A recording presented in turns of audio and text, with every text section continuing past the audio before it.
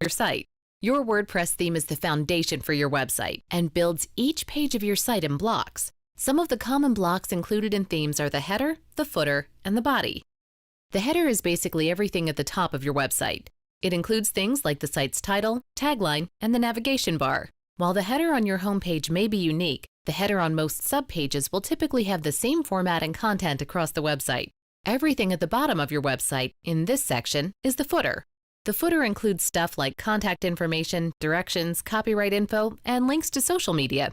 The footer typically carries across all the pages on your website, and its format and content remain the same. The area between the header and the footer on your web page is the body or content area. The content area can include text, graphics, links, buttons, just about whatever you want, so it will vary from page to page across your website. If you need to edit the header or footer on your page, use the Customizer tool. To access and edit components in the header or footer, you can select from the Customizer menu on the left or click the corresponding blue edit buttons on the screen.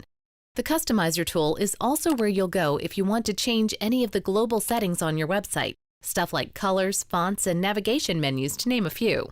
Need to edit the content area of a page? If you're already in the Customizer, just scroll down and click the blue edit icon in the content area of the page.